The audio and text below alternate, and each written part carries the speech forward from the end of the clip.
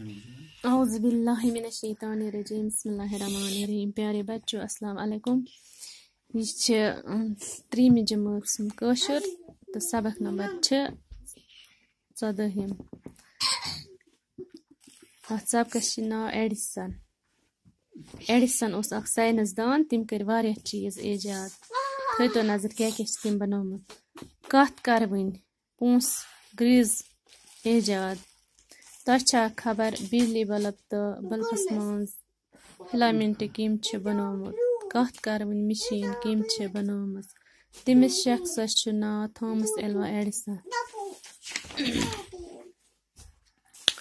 सह शख्स ओस अमरीकाहस मज रोजान। सह ओस 1 फरवरी 1847 मज जामुत। मोल मोदस लकटे लकचार पेवस गरीबी मज गुजारुन। 10 वहरी ओस येल 10 वुहर ओस येल रेलन मज अखबार कनित की पूस जेनान ओस। अथ हालस मज ते थोन तालीम जारी। एडिसन ओस लकपान पेठे प्रथ कुन चीजस सना तो नो कथ जानन यछान। मिसाले जानवर कैस आसमान वड़ान, ठोला मज कित पट ऊत नेरान।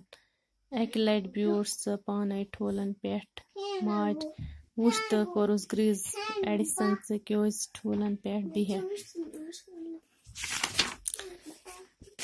कथ करवनी दपान यम सत कथ करान सह मशीन एडिसन बनोमज। पूस यम कह क्रशर लफज तह पता पूस क्या गई ग्रीज क्या गो। ग्रीज गो कंस बेइज्जती करनी कि इजाद गो कह चीज बनावन। तोह खबर दपान तोह खबर बिजली बल्ब तो बल्बस मज यम तम तार तम कम थामज अथ मज तम कम बनोमज। कथ करवनी मशीन कम बनोमज। गोडनेथ कम कंसेप्ट अमुक मोबाइल फोनुक या टेलीफोनुक कंसेप्ट कम दितमुत। तो तमिस शख्सस क्या नाव, तमिस शख्सस नाव थॉमस एल्वा एडिसन। यह साइंसदान।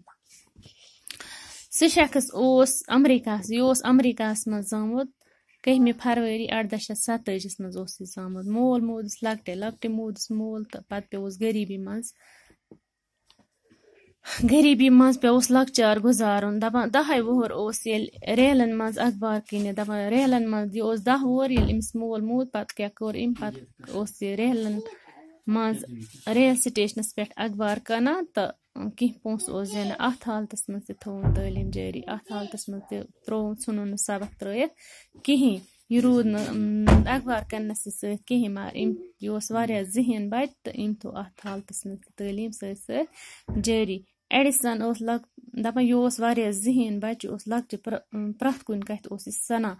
यह सना